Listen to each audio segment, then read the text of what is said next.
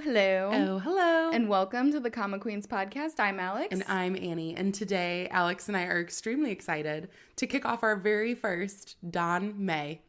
That's M-A-Y, not M-E-I. Correct.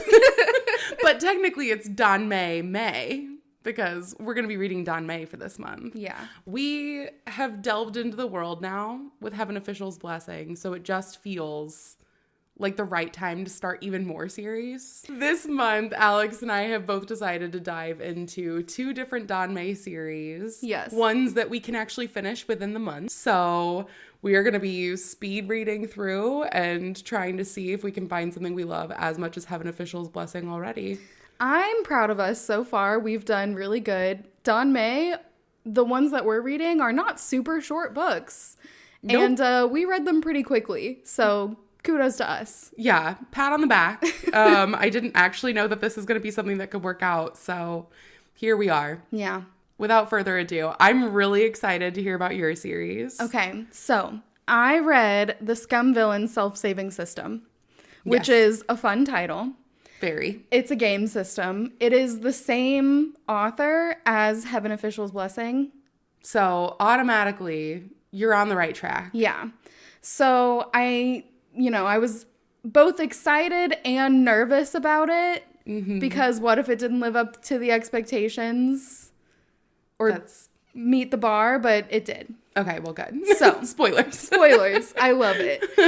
All right. So starting off, we have our main character. His name is Shen Yuan, but you don't have to remember that because this is the only time I'm going to mention him as Shen Yuan. Okay. Because he is transmigrated into a novel, but not just any novel.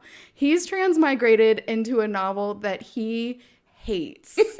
It's extremely long, and he hated it so much that he got transmigrated in as one of the villains. Beautiful. Now, he is trying to change his fate. Of course, they always do. And when it starts off, he knows his character is awful and that his character has a horrible death in the future. And he is not looking forward to it. I would assume not. So his new name is Shen Qingqiu. And he is a cultivator. He's part of a sect. It's part of a 12-mountain sect. And he has disciples. One of them he does not treat very well. And in the original story, the reason he doesn't is because he knows that this disciple is so powerful and he's jealous. And he's like, I'm going to bring him down so that he'll never get to his full potential. And I'm going to be awful to him. Gotcha. So that character's name is Lua Binghua. And he is adorable at the beginning. I love him. But he is part demon and part human. He was abandoned at birth by his mother. Not willingly, but she had to give him up. So she let him flow down a river. And another woman who was a worker at someone's house, she took him in, and so he then became her adoptive son. And he stayed with her until she died, and then he went to become a disciple at this temple. Okay. So you get all of that context in the beginning because our main character, Shen Yuan, he's kind of trying to get his plot in order. He's like, all right, here's everything that's happening. Another great fun fact is that he mocks the author by giving him the name Airplane Shooting Towards the Sky, which is a, jerking off joke. Oh. Yeah. Okay. So that's what he calls him. Not so a lot of respect for the author, it sounds no, like. he ends up calling him, Master Airplane. Which is pretty funny. Now, getting into it, immediately he jumps in and he's like, all right, well, I know how this works. I need to change my fate by changing my personality. Yeah. As all villains tend to do in these stories. But there's a system that he can hear in his head, and it tells him you cannot do anything that is out of character because you need to level up first before you can change your character. So he's like, well, shit, I have to treat him poorly, otherwise I lose points. And the points are called badass points, which it's kind of funny because they start off as badass points, but then like eventually there's points for everything. Mm-hmm. So there's like protagonist satisfaction points. And then there's the main female lead. Like, there's a satisfaction points for her. And then there's heartbreak points. And so there's just points for everything. And very specific. Yeah, at one point he's like, please stop adding point systems. Like, just keep it to the simple ones that you've already defined. What are you doing? Yeah, why are we doing this? He hates this system. Yeah, understandable. So he immediately wants to call Lua Binghua to him and like just get a gauge on the situation. So he does. We meet our main character. He's not only treated poorly by Shen Qingqiu, but by the other disciples as well. Yeah. So he's just not having a great time. Poor guy. Yeah. So we witness a event between another disciple, Ming Fan, and Lua Binghua. Mm-hmm. And I don't even want to call it a fight because Ming Fan is just straight bullying. Yeah. Binghua. And so he has this pendant, this jade pendant that he got from his mom, but it's not a real jade pendant because his mom was poor. She saved up so much money to get him this pendant, and she got tricked by the seller into buying a fake one. So it was supposed to be like a protection charm, and it ends up being a fake. Yeah. And Ming Fan is like, this is a fake. Also, you're stupid, and I'm gonna beat you up. Not great. That's the gist of it. Yeah. Shen Qingqiu over in the corner is like, I want to help, but I can't do anything. So what he ends up doing is like sending some sharp wind over to cut Ming Fan, and he gets points deducted for it, for helping. Aw. But at the end of this, he does end up getting the jade pendant because Lua Binghua, he couldn't find it. Mm-hmm. So Shen Qingqiu ends up finding it, but he keeps it because it would be out of character for him to give it back. Yeah. And also he's told by the system that it's a rare item. So he's like, maybe I should hang on to this. Yeah. Might come in handy later on. You know, and knowing how much the system is kind of screwing him over right now. Yeah. He doesn't have faith in the system. And it sounds like he shouldn't. No, he definitely shouldn't. So now he has to go on a mission, and he kind of has to pretend like he knows what this mission is. It's not one that's from the main plot, which he does argue with the system about. He's like, what the fuck, system? This isn't a part of the plot. I don't know what's going on here. How's he supposed to not deviate from the plot if he doesn't know what the plot is of this? Well, he can deviate from the plot. It's just that he can't deviate from how his character would behave. So he can change what he does, but he just can't be nice. Okay.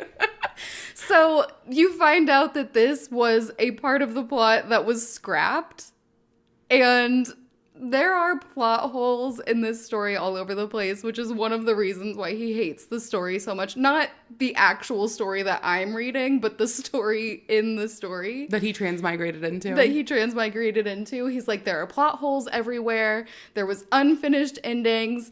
Everyone is just so cliche, and I hate this book so much, but he did read like 200,000 pages of it. So... Jeez, my guy. Yeah. That's dedication. Yeah. Sometimes you need to just DNF, yeah. you know? He was like one of the top readers because no one would stay with it. Aww. But he hated it. He was like, hate reading it, you know? But he needed to know what was going to happen. We've been there. I get it. Like, I have such a hard time not finishing a book. I'll hate a book. I'll skip through it or kind of read it really fast, or if I'm listening to Audible, do it at like a 2.5. Yeah. But I hate not finishing it. Yeah. How can you properly hate something if you don't know it all? That is true. That is true. So, they have to go investigate murders that have been going on.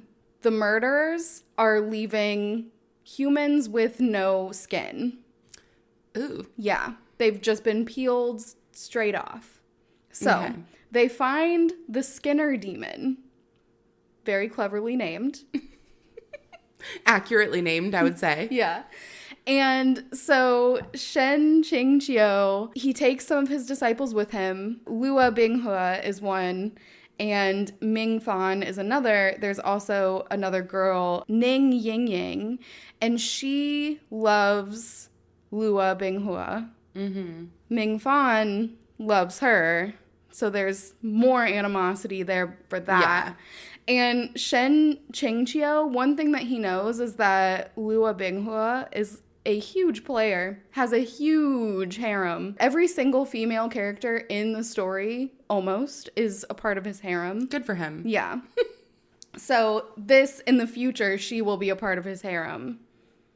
Just as one, not like a main one, but just a side. Just there. Just a side one. She exists. Yeah. And so she's there. She kind of causes a lot of trouble in the beginning just because she's portrayed as being like this a little bit airheaded girl who's just lovesick and doesn't always say the right things. And she ends up getting lost in this village where all of these young, pretty women have gone missing and then shown up murdered with no skin. So they're like, great. Now we have to go and figure this out. Oh my gosh. And Shen Qingqiu gets a notification in his system that's like, would you like easy mode? And he's like, yes, absolutely. Please. So he gets easy mode for like 50 B points. And he is taken directly to the boss. He's like, well, shit, now I don't know exactly what to do here. So he ends up getting knocked out by this mini boss. And he gets more points deducted because it's against his character to get knocked out by a mini boss. So again, not going well. Yeah. So they do end up making it out of this, and he gets another rare item, which is a immortal wrap that holds your powers in. So you can't use your spiritual powers when you're wrapped with this. Yeah. So they kind of use it as prison handcuffs. And so he gets that from this demon. He solves this issue, and then during their fight, he did throw Lua Binghua under the bus and say, you should kill him and not me, fully knowing that he has a protagonist halo and he won't die. Yeah. And so, but the two younger ones, they don't know that. Lua Binghua and Ning Yingying are there, and they're like, oh my gosh, he's just trying to get him killed instead of himself, and that's not cool. So then a beam falls on the demon while she's trying to kill Lua Binghua. And so this is another part where they're like, what the fuck? This is a well-built mansion. How was a beam falling? Yeah. This is one of the plot holes that we're talking about. He's not happy about it, but he's also happy about it.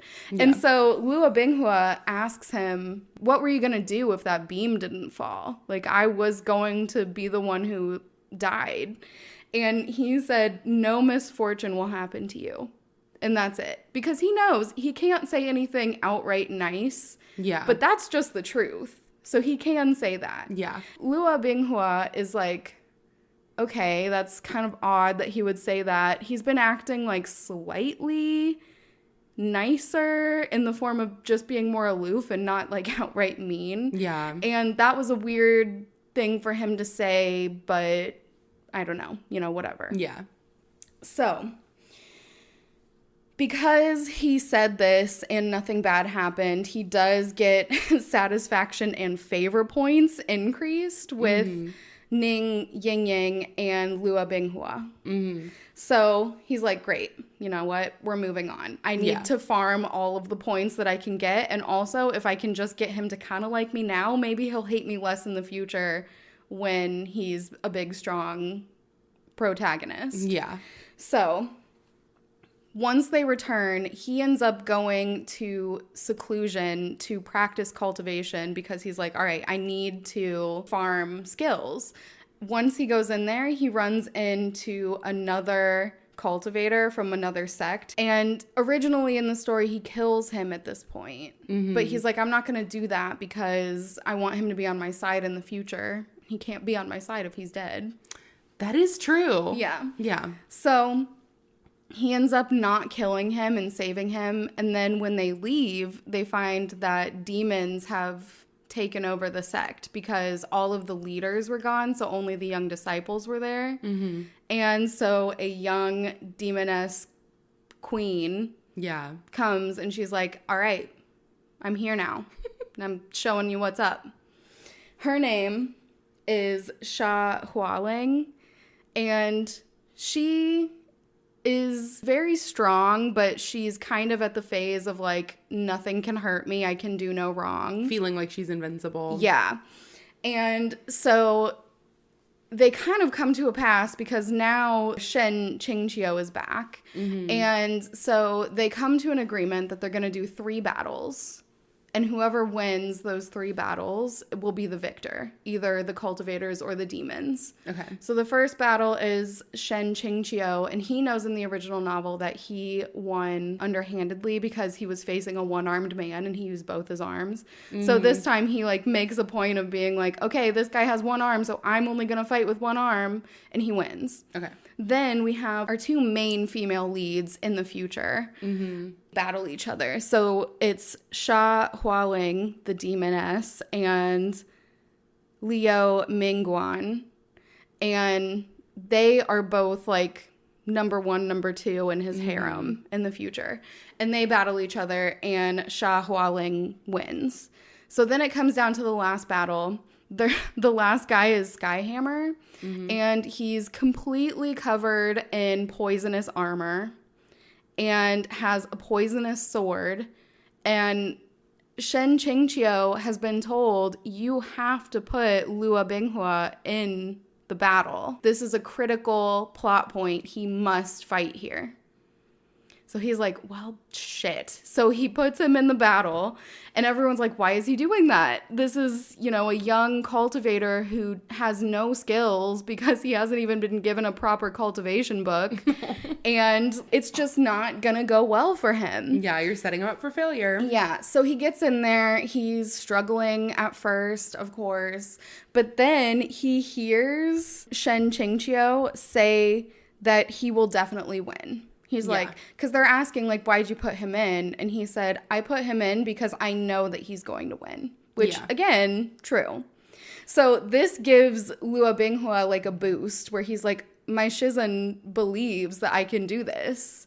And so I'm going to do it. So he wins the battle. But then Skyhammer, poor loser, he tries to attack once the battle's done. And Shen Qingqiu blocks it and gets poisoned. So, again, though, this, like, endears him to Lua Binghua, who's like, oh, my gosh, you know, I thought that he hated me. I thought that he was, you know, so mean, but he truly believes in me, and he just put his life on the line for me. And so I'm going to be his most devoted, loyal disciple now. Beautiful. So they put a stop to the poison, but they can't get rid of it from his body because the poison's called Without a Cure. Oh. He keeps talking about where things are deviating, where things are going wrong in the plot, where he's like, oh, this should have happened to someone else. Originally in the plot, this happens to Liu Mingguan, and she is supposed to throw herself in front and protect him in the future, get poisoned, and then he finds a cure for her, and it's like a push forward for their relationship. And he's like, well, I fucked that up. Now I don't know what I'm gonna do. I don't know what they're gonna do. Yeah. This is not a good sign. Also, I don't want to be poisoned. To be fair, yeah. Yeah. I would assume probably not. So now we kind of go forward, and Lua Binghua has a dream. And he's supposed to, in this dream, pull in the person that he's close to.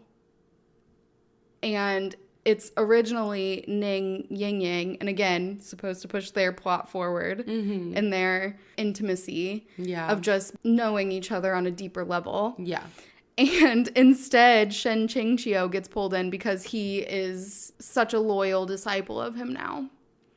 So the reason that he gets pulled into the dream is because there's a demon who is haunting Lua Binghua's dreams, and his name is Mengmo. So he's a demon. He's a sleep demon. They try and find him. Yeah. They do end up finding him. And Mengmo then reveals to Lua Binghua that he is half demon. He didn't know it before. Okay. So it's revealed to him at this point that he's half demon. And he's like, well, I don't like that. That's not how I want to move forward. And Mengmo is like, I want to train you. I want to teach you how to cultivate using your demon energy. And he's like, let me think about it, because I already have my shizen and I love him. Yeah. So we'll see. And so he comes out of this dream. He goes and he talks to Shen Qingqiu, and they have a pretty serious conversation where Lua Binghua is asking him, do you think all demons are evil and unforgivable and immoral, bad creatures? Mm-hmm. And he tells him, in this world, there is nothing intolerable to the heavens. Good and bad can come from anywhere. Yeah. And so he wants him to remember this so that, because he knows that he's also half demon, but Lua Binghua doesn't know that he knows. Yeah. It's a friend's moment. They don't know that you know, we know they know. Yeah. So he tells him that, and then he ends up going back into the dream, and Lua Binghua is like, I will train with you, but you can't be my master because I only have one master, my shizen. Yeah. You might have heard of him. Might have heard of him. Kind of like him. Great. He protected me, and he threw his life on the line for me, so I'm pretty loyal to him. Sorry. So yeah, you can train me, but that's it. Yeah. So then when he comes out of this dream, Shen Qingqiu moves him into a side room that is like, this is my disciple's room. Like, my chosen, favored disciple stays in this room. And before, he was sleeping in the woodshed because the other disciples wouldn't let him sleep in the dorms. And Shen Qingqiu knows that this is happening, but he doesn't want to embarrass him. So instead of asking about it, he just says, like, hey, come stay in this side room. I'm going to teach you how to become a great cultivator. So 3 years go by. Oh my gosh. And they're just kind of living day to day, training, and they're also preparing for one of the main plot points. Shen Qingqiu, not excited about this at all, because this is the Immortal Alliance conference. And at this conference, demons come and take over and wipe out a bunch of cultivators, and a endless abyss opens, and Shen Qingqiu is supposed to push Lua Binghua into the abyss. And so he asked the system, do I have to do this? And the system is like, yes, you do. If you don't do this, you're going to lose 2,000 badass points, and you don't want to do that. Who's running this system? So he's like, oh, no. So he's like really torn on what to do. And he talks to Lua Binghua about this too. And he asks him, without asking him, he just says, like, do you want to become a powerful cultivator? And Lua Binghua says yes. And he's like, would you do anything to become a powerful cultivator? And he says, I will do anything. No pain is out of the question. Okay. Like, I will do anything to become this powerful cultivator. Yeah. And at this point, I'm thinking, okay, great. Like, he's set up the frame of, like, maybe I'm going to have to betray you, but it's for your own good. And I was hoping that he was going to use that. And I'm going to give you a spoiler right here, right now. He doesn't. And I was mad at him. I was like, tell him that you have to do this. Like, you don't have to say it's because it's a novel, but just say, like, look, this is the only way that you're going to become the most powerful cultivator. That was pushing him off, yeah. So they go to the Immortal Alliance conference, and it's like 1,000 young cultivators going in, and the thing is, you want to try and kill as many demons as possible, and, you know, whoever kills the most is the top cultivator of their generation of cultivators. Now, they make predictions, which is not gambling, it's not. Okay. On who's going to win. And Shen Qingqiu is like, I bet 5,000 spiritual items that Luo Binghua is going to win. And everyone is like, do you even have that? Yeah. So no. It's a big thing. He doesn't, but he bets anyways. And he has his elder generation backing him up, saying, if he loses, I'll give him the 5,000 to, you know, go into the pot. Mm-hmm. And so they go in. They have these like mirrors that they can see everyone. It's kind of it kind of reminded me of the Hunger Games, the description of it. They're all just sitting there watching all of the little cultivators go around and fight these demons. Mm-hmm. And it's supposed to be demons at a lower level that they shouldn't have too much trouble with. Mm-hmm. But Luo Binghua is getting a following. People are starting to follow him around and slow him down a whole bunch. He has not anywhere near the top because he has like 8 people following him. Oh my gosh. And so they all eventually end up in a river. They're like, I'm tired. I want to wash my feet. And and you can kind of see that he's annoyed, but he's too nice to say like, no, I'm leaving you behind. So he's like, all right, fine, take a break. And so at this point, a bunch of them end up getting sucked into the river and they end up dying because there's a demon in the river. So then they see a bunch of other demons that start coming out, and all of the cultivators that are watching are like, oh my gosh, something's gone wrong. Someone's let in demons that are way out of their league, and we need to do something about this. So they're like, okay, we have to open the force field and let all of the young cultivators out so that they can escape. But they quickly realize they can't do that because all the demons will escape as well, and they're near other human villages, and they're like, the mortals will not be able to handle this. Yeah, they won't make it. Yeah, so then they decide that some of the cultivators are going to go in and help. And so Shen Qingqiu is one of the cultivators that goes in.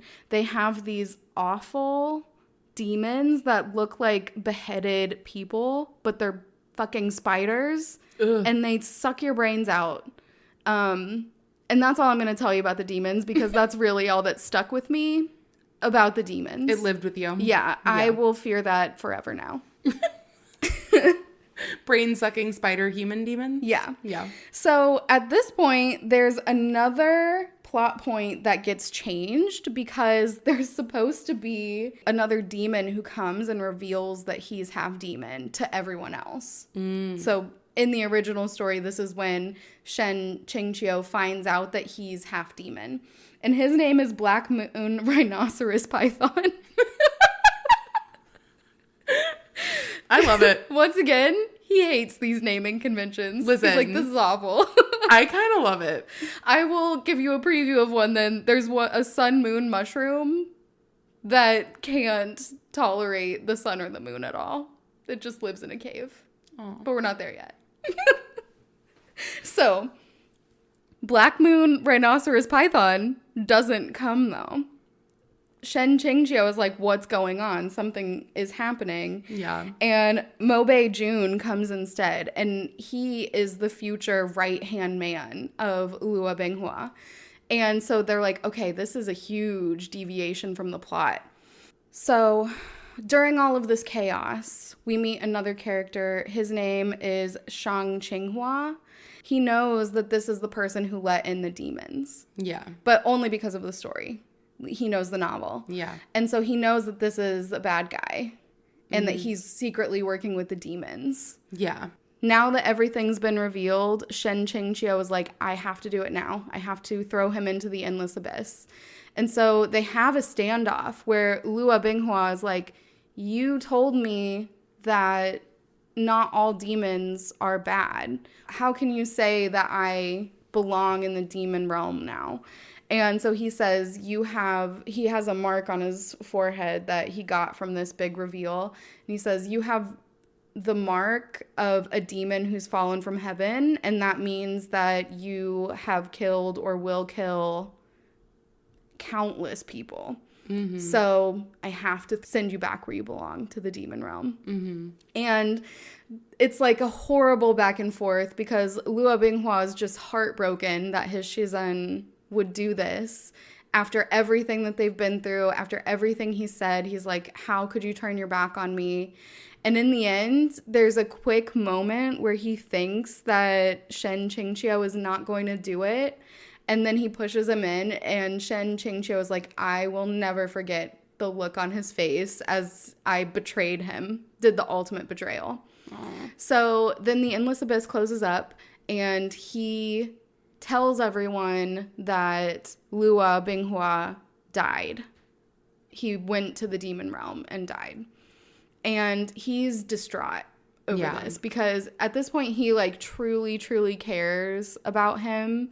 He really didn't want to do this. He's like, it's not a novel. This is my favorite disciple. But he didn't have 2,000 badass points to sacrifice. Yeah. So he ends up going back, and he does get the 10,000 spiritual items, which he's just kind of upset about because he's like, I don't want to win this bet. Some time goes by. The system is quiet, and then the system says, you've gained 1,000 satisfaction points for moving the plot forward. And then a second message comes in and says, due to the protagonist's heartbreak points, your satisfaction points have been reset to 0. Aww. So he lost everything. He ends up calling on Shang Qinghua. And when he does, he's like, how long have you been Master Airplane? Shang Qinghua is the novel author. Like, actually, he was also transmigrated. That's why he knew that it should have not been Mobe June. And that it was supposed to be Black Rhinoceros Python guy. Yeah. So they kind of agree to start working together. They go on this quest to find these sun moon magical mushrooms, which I have no idea what they're going to do with those. Yeah. They just say that they're going to use them. And it ends with him saying, okay, I have 5 years time to cultivate now. The system has gone into hibernation mode, so they can't even gain points right now, both of their systems. The author's being held to a system too, so he's not in control. No, he's not in control. He's there. He was transmigrated into birth. Like, he was like, I came out as an infant, so you're lucky that you've only been here for 3 years at this point. This author is just trapped in his own abomination. Yeah, this is his punishment for writing such crap. But they know that Lua Binghua is going to return in 5 years. And so that's where we leave off in the first volume. Oh my gosh. I love it. It is so, so tragic. I am just so nervous to see what's going to happen with their relationship because obviously he's going to be upset. I really wish he would have used I'm doing this for your own good. I feel like that would have cushioned the blow a little bit maybe. Yeah. And they had been setting it up to be like, I will trust whatever you are doing because it's clear that you have my best interest at heart. And I feel like they didn't do that, and he's going to be really upset. Yeah, they'll have to work through that. Yeah. It's going to be a lot to unpack. Yeah. But it's so good. I love this one. I'm glad that I'm reading it. As soon as you said that it was video game, I was like, oh, okay, this is for Alex. Yeah. For sure. Yeah. So it's a good fit. Mine, funny enough, is also video game style theme. I love that because that was a surprise. It was a surprise. Here's the thing. I went almost completely blind into my series. Yeah. So this is called The Disabled Tyrant's Beloved Pet Fish. It is by Shui Shan Fei Hu, and it's published by Seven Seas. This is a BL comedy, but I would also list it as more like fluff slice of life too. Yeah. But this one follows Liu. He is a guy who also transmigrates into a novel, and he doesn't know right away. Like, he wakes up from what he assumes is a nap, and all of a sudden he is in water, submerged with a bunch of fish, and he's freaking out because he doesn't know how to swim. Oh my gosh. So he's like, oh my God, I'm in this water. I can't breathe. I'm going to die. Does it end up being intuitive? He starts to, like, flail around. So he realizes he's not drowning. he's like, oh, I can actually breathe. And also, why do my arms feel like this? And he's like looking around and he has fins and he's like, oh my gosh, I'm a mermaid. No, I'm a fish. How disappointing. And he realizes very quickly as he's hearing these people talk in the background that he is in an imperial kitchen and he is about to be made into something called 1,000 fish soup, which he's not excited about. That doesn't sound like something he wants to do. So he flops out. And one of the cooks is like, oh, we got to get this fish back in there. And a cat comes and picks him up, bites him, and starts running away with him. Oh, my gosh. And he's like, I just got here. I'm dying. I can't breathe outside of the water now. This fish is going to eat me. And there's a servant who's chasing after this cat, not to save him. Like, he's just fish being made into a soup. Yeah. He's like, oh, I don't want the cat to choke on the bones. So Liu's like, great, I'm going to die. Like, they don't care about me. I'm the collateral damage. But this cat runs into this tall figure who is very menacing. And the cat ends up injuring his leg. And so he picks this cat up and, like, kicks and tosses him. And so Liu is laying on the ground as this fish, dying, and he, like, closes his eyes, and he wakes up, and he's in this beautiful ceramic bowl. Mm-hmm. And he's like, where am I? What the hell is going on? And a game system window pops up for him, so he's especially pissed off. He's like, what the fuck is this? And they go, congratulations, you have completed your first task. He's like, what the hell is this? And so the system is called the Moe Pet System. And you find out that he's transmigrated into this book that he was reading called The Tyrant and His Delicate Concubine. And this game system wants him to change the tyrant's behavior so that he's a better person. Mm-hmm. And they're like, what better way than for him to have a beloved pet? You're going to be his pet fish. And Liu was like, I did not sign up for this shit. He already knows the entire story because he's read it. And he's like, this tyrant is mute. So, like, I guess there's no way we were going to communicate anyways. I'm a fish. He's a mute. You know, great. Setting me up for failure. And he's like, what the hell can a fish do that is going to make him change the entire trajectory of who he is? Mm-hmm.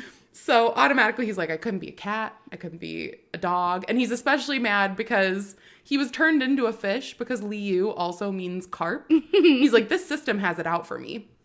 So automatically he's like, I don't want to do this. Do I have to? And they're like, no, of course you don't have to. But if you don't complete your missions, you will turn into fish bone and fish ash, which he doesn't think sounds very good. No. So he has a choice. Technically, the choice is do it. Fish bones, fish ash. Not very good. Rock in a hard place. So he decides, he's like, okay, fine. I'll move forward with my missions. And like any game, he has to reach specific goalposts before he can move on to the next missions. So you can see there are a bunch of them, but he has to do everything in order.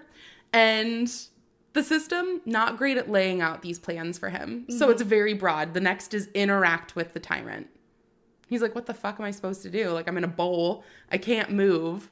And so he starts trying to win over the Prince Jing, and his assistant, Wang. Mm-hmm. And Wang is like, wow, this is a really smart fish. He's dancing around for you. He's obviously trying to get your attention, your majesty, you know.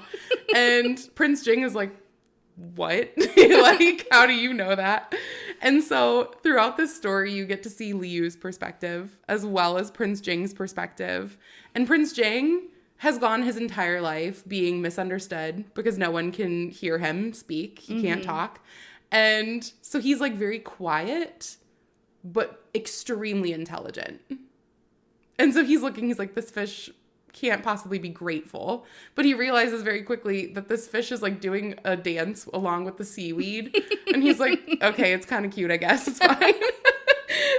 So he's realizing that this fish is trying to get his attention. Liu is like, I'm very limited here. I don't have many skills. He's like blowing bubbles. And the prince is like, I guess fish do that. Maybe he's sneezing. I don't know. And Wang, the assistant, very taken with the fish. He's like, oh, you should try feeding him. Feed him this fish food. And so since he caught the attention and he gets fed, he passes his mission. He's interacted with the prince now. Mm-hmm. And so they give him an inventory slot, but it's one inventory slot and he can only carry one thing. So he's like, I'm going to carry water so that if I'm ever outside of the water again, I can give myself water and live longer. Smart. And I will tell you, that's probably one of the smartest decisions he's made throughout this whole book. He's kind of aloof. Yeah. And I love him. So now that he's caught Prince Jing's attention, Prince Jing is like trying to figure out how he can interact with this fish. He's like, I mean, I guess if I have a pet, I should be good to it. So he like pets his fish. And Liu's like, I don't know, that's weird, but okay. And now he finds out that his next task is get along with the tyrant. And there's now a countdown of 3 days. So he has to do whatever this system considers getting along with the tyrant. Again, very broad. He's like, I have to get along with this tyrant. He's barely ever in his room. He doesn't pay attention to me. The emperor calls on Prince Jing, and Prince Jing and his assistant Wan know that the reason that he's being called on is because the emperor's wife and consort is mad that Prince Jing kicked her cat. Mm-hmm. So she's making this huge ruckus. They're calling him into court. And Prince Jing is used to this. People really weaponize the fact that he can't talk to try to, step all over him, make him look like the bad guy, whatever. Mm-hmm. So Prince Jing is like, I'm going to go with my fish. I'll take him with me. Like, he's just going to sit in a bowl. So he brings the fish with him. And the emperor loves Prince Jing. Prince Jing is his 5th son. And he adores him because he is the only surviving child of his favorite wife. Mm-hmm. And so he's like, I know he'll never be the emperor because he can't speak and command a kingdom like that. But I love my son and he can do no wrong and I want to support him. So when Prince Jing shows up with this random fish, the emperor's like, that's great. Oh my gosh, you have a fish. I didn't realize you liked to fish. Do you want like some koi? Like, that's just a regular carp. You don't have to keep that fish. And Prince Jing's like, no, I'll keep this fish. It's fine.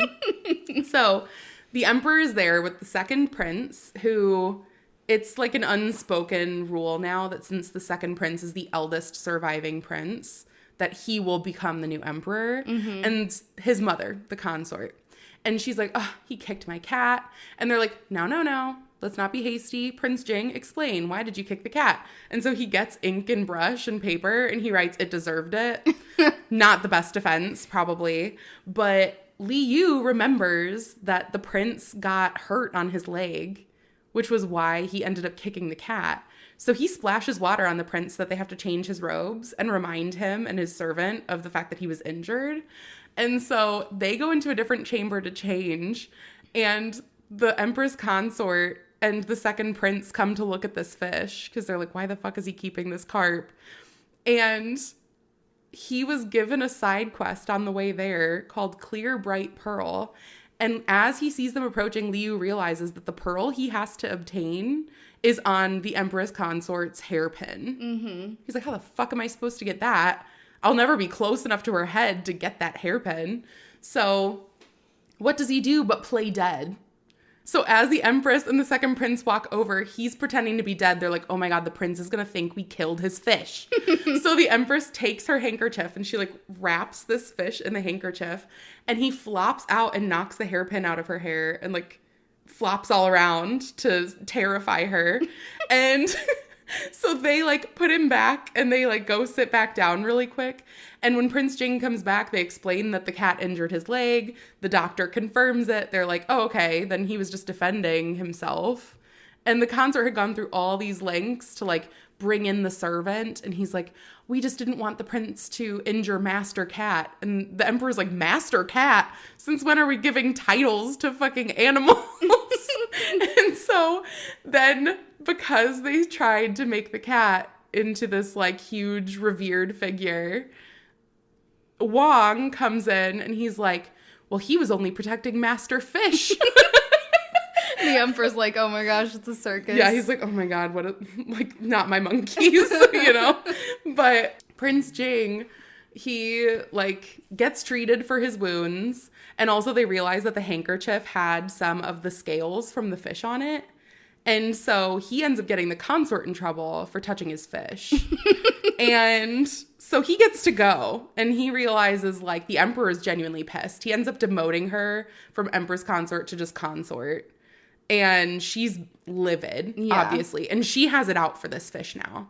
Meanwhile, Liu is like watching everyone walk away, and he's staring at this pearl laying on the ground. He's like, I got so close. I need that pearl. I need that pearl. But Prince Jing, he's pretty pissed that the fish splashed him. Yeah. He's like, what the fuck, fish?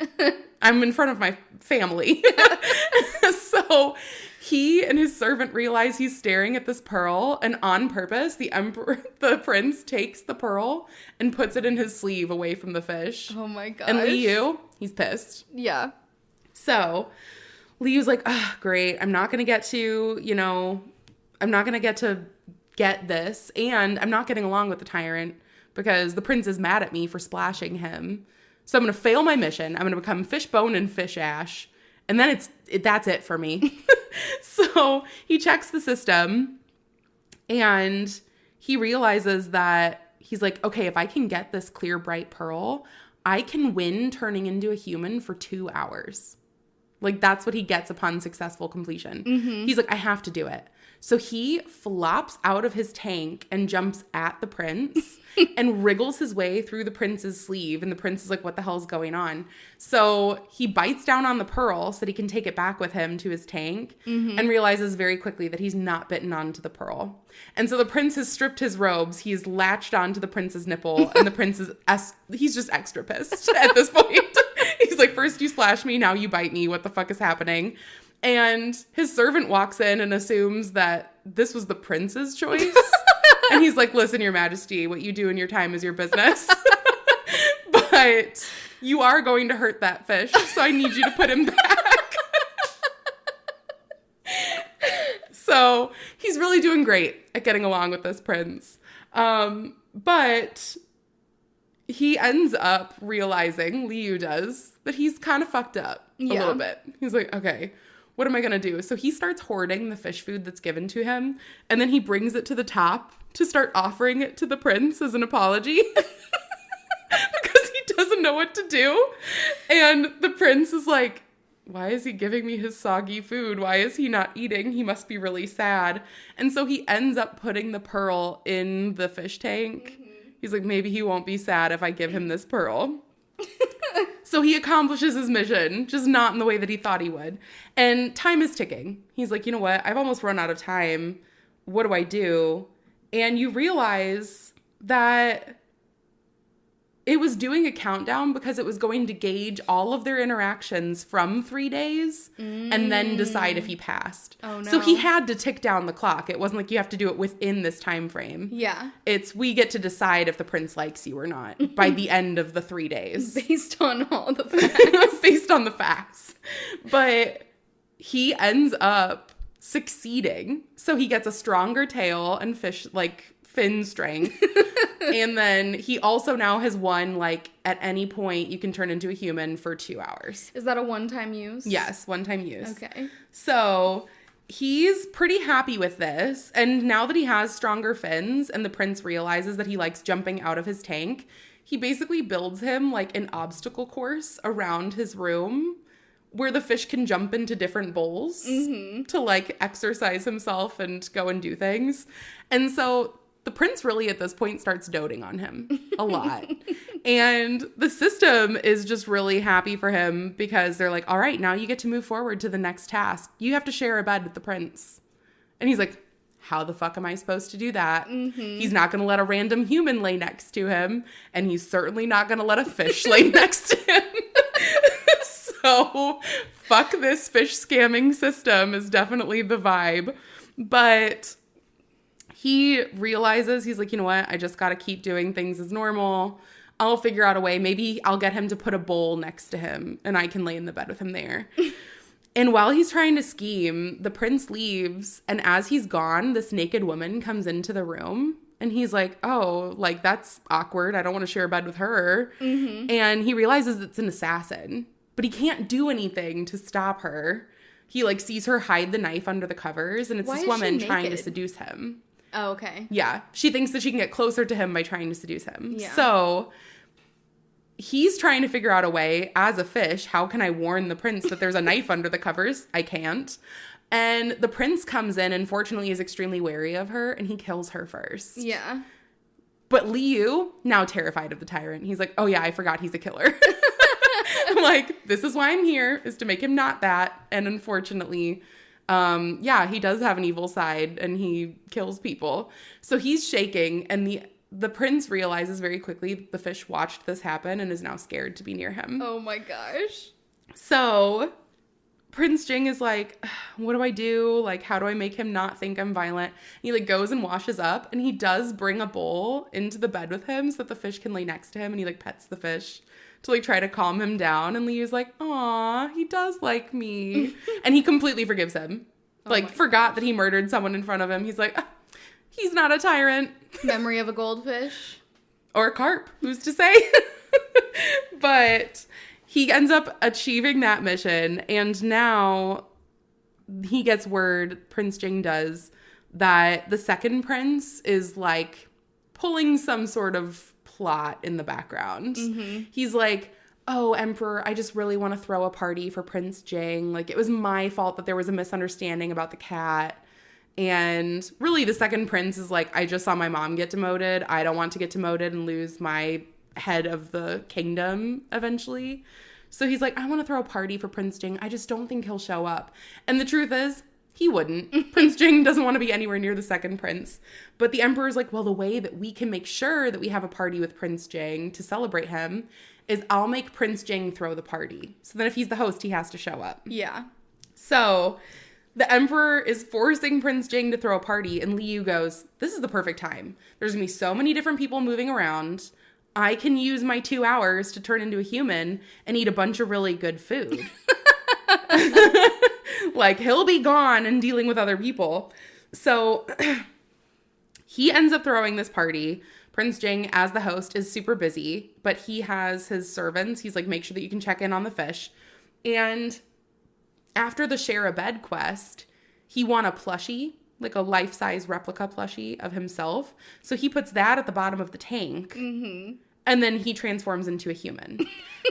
Now, what he doesn't realize is he does not own his own clothes in this world, so he's now also having to wear some of the prince's underwear and robes just to, like, stay conspicuous and not be walking around naked. But he does end up going and, like, gorging himself on food, but he realizes that he's running out of time very quickly. He's like, how big can a palace be? And I have no idea where I'm going through here because no one takes me anywhere. I live in a bowl. So it takes him a long time to figure out where he's going, and he wastes a lot of that time. In the interim, you're getting a lot of a feel for the background of Prince Jing's family. And so you have the second prince who thinks that he's secured the throne already, and he looks down on everybody else. And you have the third prince, the son of a different concubine, and he's constantly trying to go after the second prince. And to do this, he's like, you know what would piss off the second prince the most is if I, the third prince, sucked up to my brother, the fifth prince. Because he hates the fifth prince. Yeah. So the third prince for this party decides to organize, along with the sixth prince, to have like this beautiful dance put on by these dancers. And he picks the most beautiful male and female dancers in the hopes that one of them can seduce the prince. He's like, if I can keep Prince Jing busy and get him to like one of these dancers, then it'll be fine. Now, that being said, one of the dancers that the sixth prince and third prince chose, his name is Chu Yanyu, and he is the concubine from the book. So, in the original plot of the story, the prince falls in love at first sight with Chu Yanyu doing the dance. Now, the second prince ends up saying that he's needing to make an apology and also says, oh, my mother lost the pearl for her hairpin. Can I please get it back? And so Wang escorts the second prince to go to those quarters to get the pearl out of the fish tank because he's going to make the prince fish it out himself for the disgrace of being mean to Prince Jing. Yeah. And when they get there, they realize that the fish has been replaced with a replica and the real fish is gone. And the second prince is like, I swear to God, I've been here the whole time and I did not steal this fish. It's now the second time the second prince is at the forefront of this. Yeah. As soon as Prince Jing finds out that his fish is missing, a like party-wide search goes on. And Liu is like, fuck, no one knows who I am. He had talked to some lady in the kitchen. She thinks he's a male concubine of some wealthy person who's there for the party. And so Liu is like, okay, I just need to hide. And immediately Prince Jing is like, he's suspicious. I've never seen him before. And also he's in my robes. So they're like, oh my gosh, he stole the fish. So Liu's running away. His time is almost out. And he barricades himself in this room. And the prince ends up entering, and he smiles at the prince and jumps out the window. And when he lands, the prince like yells down to people. He's like, did you see where the guy went? And they were like, no. And all you see is the pile of clothes and the fish on the ground. Mm-hmm. He's like, there's a pond nearby. He went and he dove in that pond. Like, you need to go find that naked man. So Prince Jing gets his fish back in the bowl, and he's like, I can't ditch this party entirely. So he takes the fish with him to the party, because now he doesn't trust anybody. He's like, this fish staying right next to me. People keep trying to steal my fish. But because of this, the prince is so enamored with the fish, and he's so worried about Liu that he doesn't pay any attention to Chu Yanyu. I love it. That's the exact same thing that's happening in Scum Villain, is he's not paying attention to any of the female protagonists. Yeah. And so Liu is like, what happened to falling in love with Chu Yanyu at first sight? And the third prince and everybody, they're like, how did you like the dance? He's like, fine. And he's just paying attention to his fish. So everyone leaves the party, and automatically he's like, oh my gosh, I could have gotten caught. That would have been bad. The prince also realizes that Liu looks fat, so he's making him exercise in the tank because Liu ate a bunch of human food, and since he was so full as a human, he was also so full as a fish. Oh my gosh.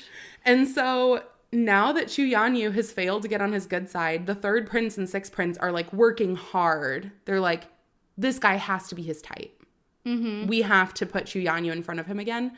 And so the prince keeps him at his palace, but basically says like he can be a servant here.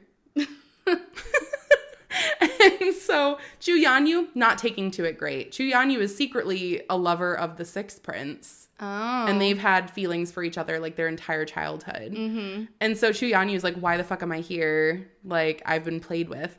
And this happens apparently all the time. He has an entire inner garden that is run by people that his brothers have tried to set up as concubines and lovers, and he never takes to them. And he's like, no. So Chu Yanyu just add him to the list. Meanwhile, another quest pops up. Liu is supposed to bathe with the prince. He thinks this will be very difficult, but when the prince goes to leave to take his bath, Liu is like hopping around trying to get close to the prince. Mm-hmm. And so they end up bringing him in a ladle, and the prince takes a cold bath so that Liu isn't gonna burn alive.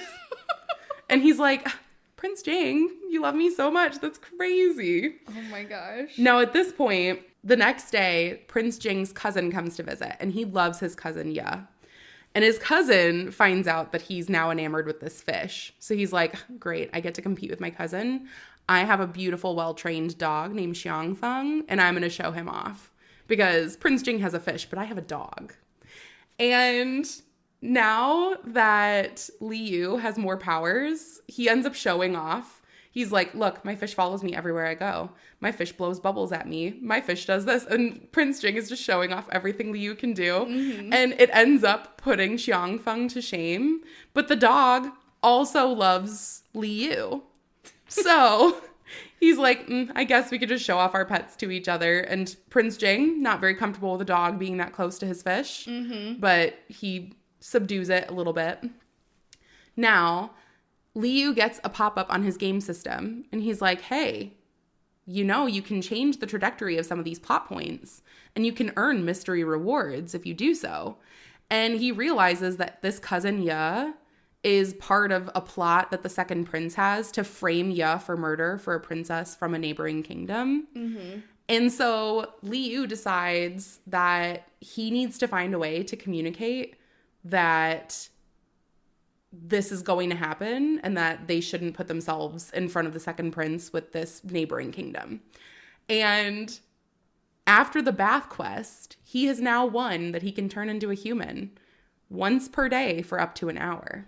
Mm-hmm. So Liu uses this. He was like writing as best he could with traditional script, writes a like very, scary letter like, you're going to be framed for murder by the second prince. And then he gives it to the dog. And the dog then brings it to Ye and Prince Jing. And they read this and they're like, we've never had contact with the kingdom of Jinjue, so it's probably nothing. But who even got close enough to send this letter? And so they're doing like a peruse around the palace. Chu Yanyu says that it was him. Mm-hmm. And he starts showing off his beautiful calligraphy. And they're like, it wasn't you. The handwriting was terrible. Yeah. So immediately they're like, it has to be somebody that Xiangfeng is familiar with because he didn't bark and he wasn't like upset. Yeah. And so Prince Jing is starting to put some different moving pieces together. He's like, never seen my fish and this random thief in the same room. I feel like that would apply to a lot of people, though. There have been a lot of people in the same room as the fish at this point. But not as the random man? Not as a random man, yeah. And he's like, also, like, there was, like, wet footsteps all around my room, and I feel like a thief would be a little bit more careful to actually cover their tracks. Mm-hmm. So he's suspicious. He started, like, numbering his robes. He's like, if the thief comes back and tries to steal my robes, I have them in a specific order. Mm-hmm. So if something's messed up, I'm going to know. But Liu doesn't know that he's doing all of this in the background. Liu's like, I'm great at covering my tracks. So the next day, you find out that the emperor does call on the cousin Ye, and the kingdom of Jinjue is offering up the princess as, like, a marriage prospect for somebody in the kingdom. And the emperor's like, well, she's not viable for the second prince because she's not of a high enough standing. Mm-hmm. And so he offers up Ye's hand. And so they're now betrothed, the princess and Ye, and now they're like, oh shit, this could be real. And they end up thwarting the plans. The second prince ends up killing this girl with the princess's robes in the garden. And it was a different person that Prince Jing and Ye ended up like finding the corpse of. And then they like dressed her in the robes to trick the second prince. And so it becomes extremely obvious that the second prince ended up trying to frame Ye, and the emperor banishes him. So now second prince mostly out of the way. Yeah. And third prince extremely happy about this because now he's the eldest. He thinks he's getting the throne. Meanwhile, while they're all dealing with this, someone else breaks into Prince Jing's room and tries to poison the fish food, which Xiangfeng almost eats and Liu almost eats.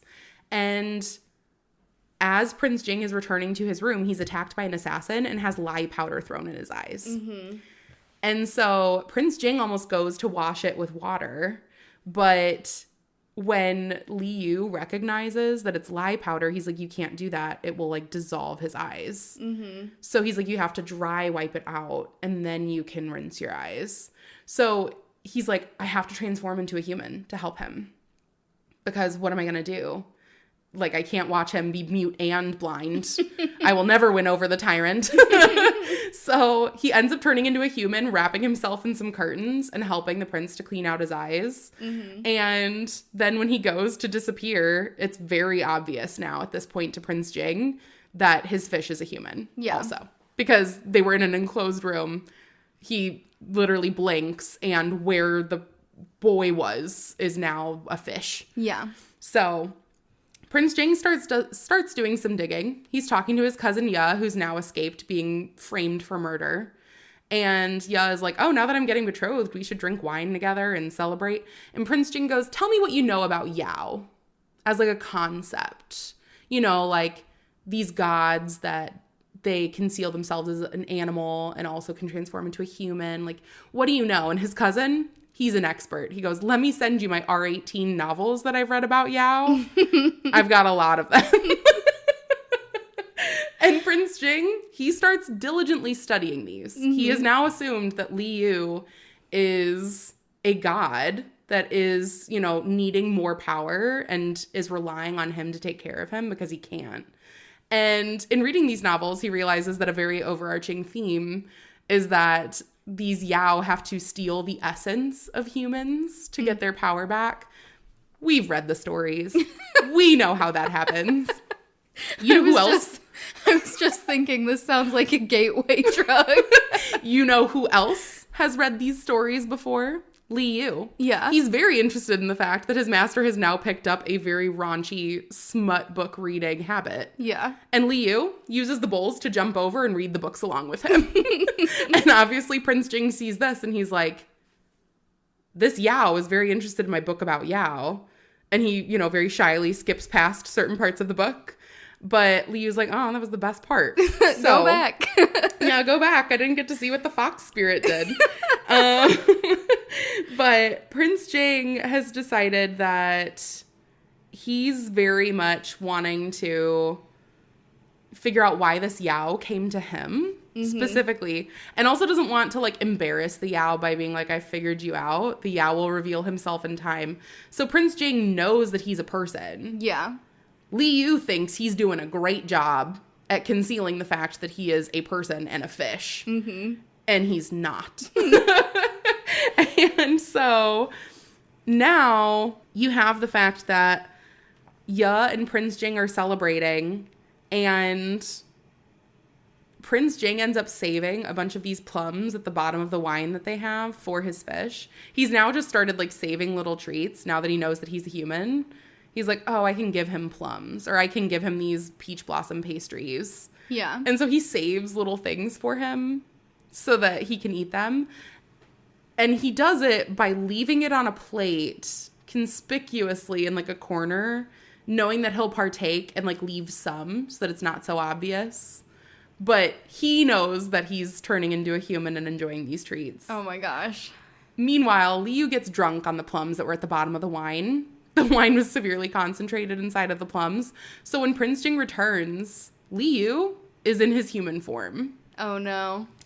And he ends up trying to get Li Yu to lay down, and Li Yu ends up cuddling up to him.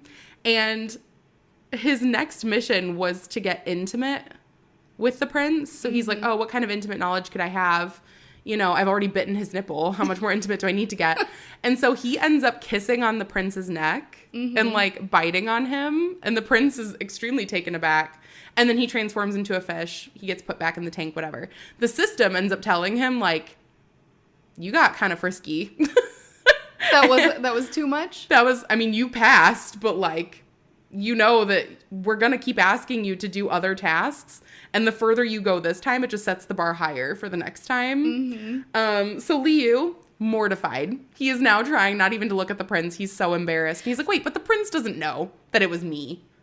But he turned into the fish in front of the prince. Yeah, but he doesn't know all that. Oh, he just knows that in his human form, okay, he was handsy. Oh, he was blacked out fish. Yeah, he was a blacked out fish. So he realizes that from doing this, he's now completed with like his biggest quest yet. And so now the next quest is offering for him to turn into a koi, slowly but surely. So he starts choosing the scales that he wants. And he's like, I want gold scales. So now he's this black fish, but he's shedding all of these scales. And underneath are these beautiful golden scales. So everyone thinks this is a really good omen. Yeah. Like the emperor ends up sending this beautiful crystal tank to Prince Jing as like a birthday celebration, whatever. And it has koi in it. And he gets rid of the koi and he saves the big tank for his fish. Oh my gosh. And so Prince Jing just doting on him at this point. But he's so enamored with this fish. They're now in this like very funny miscommunication of Prince Jing being like, when do I get to see him turn into a human again? Obviously he can't do it for very long. And Li Yu is like, now that I've completed this quest, I can turn into a person for 2 hours every day. Like I can go back and forth. I just have to be sneaky about it. Because I don't want the prince to know, even though the prince has already let you bite his Adam's apple. So, you know, there's that. The last thing that ends up happening is another quest comes up as like a side quest because the Empress Consort, who was demoted, ends up staging a fire at her palace. And Li Yu knows about this happening in the book. And so everybody is called there when the Empress Consort is injured. And the emperor is feeling a lot of sympathy for her. Everyone's walking on eggshells, like they don't want to upset the emperor by saying that they don't believe that she was injured because she's obviously laying in a bed with the doctor checking her out. So, like, no one's saying anything. And Liu is like, well, if she ended up getting back in the emperor's good graces, then the second prince ends up getting back in the good graces. And then it throws off everything. Wouldn't the second prince still be out, though, because he murdered someone? You'd think so, but apparently the empress really believes in her skill sets. Okay. She's like, no, the emperor, if he forgives me, then I can slowly get him to forgive my son, and it's all going to be fine. And Liu knows. He's like, she ends up getting found out because her wound smells of cypress wood, and there's no cypress wood that grows in the Chongsui Palace where she was staying. Yeah. So she burned herself elsewhere and then also burned down part of her palace. Yeah. And this time, you find out that the fire actually was way worse than it was the first time. So in the novel, it was like one room got burned, and it was the room that the empress was supposedly staying in. Now it's like a bunch of her body is burned, and also like more than half of the palace has been like destroyed and ravaged by the fire. Yeah. So he's like, things are getting worse. Like, I don't know if me getting involved is making things worse, but it's bad. Yeah. So he ends up splashing the prince again. Just for fun. Just for fun. And the prince ends up going to this inner chamber to change, brings the fish with him, tells Wang, like, not to let anybody in.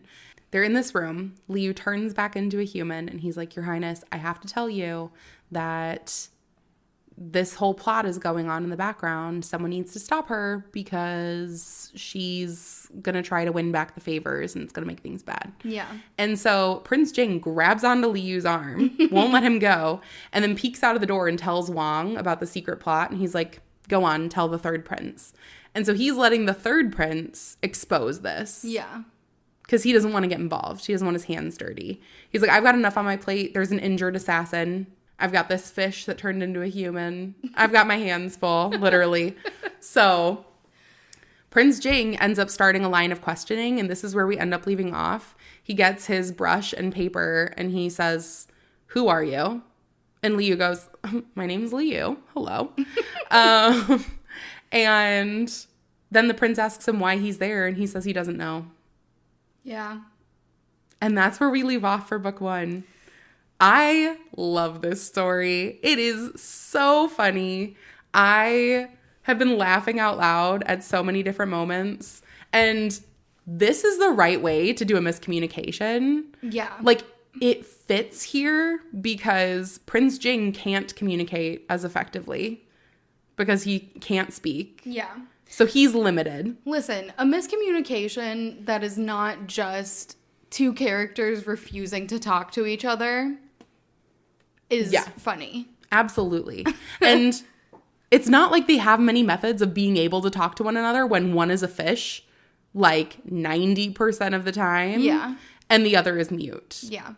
So they're making it work somehow. But this story is so freaking funny, and I absolutely love their dynamic. I love how much of a sucker Prince Jing is for this fish. And I adore Liu for how just adorable and clueless he is. So funny. I am so glad that you found one that is a comedy. I know. It's very fitting, especially since you went into it blind, although with the name, A Disabled Fish. The disabled tyrant's beloved pet fish. I guess you could say that being gullible could be his disability because Liu is not very bright. But I love them. Their dynamic is so funny. And you can see already in book 1 that the tyrant really has softened a lot. Yeah. And you just know he's going to lean into, this is my fish, and I will give him anything and everything that I possibly can. So it's great. And you gotta love those characters. Yeah. You gotta love the, like, anti-hero / villain just softening up for his adorable pet fish. For one person and one person only. Shouldn't work, but it does. Yeah. So I think this month is going to be fun. I am very much looking forward to hearing more about Scum Villain. Oh my gosh, I'm so nervous. Yeah. Yours has you more nervous than me. I'm like, nah, I'm here for the fluff. This is all going to work out. Yeah, I feel like mine has moments of comedy, but a lot more drama. Yeah. And yours is just funny. Yeah. And fluffy. And you know what? I love that for me. Isn't that just fitting? Ain't that just the way? But thank you all so much for joining us and looking forward to talking to you all on the next one. Goodbye. Bye.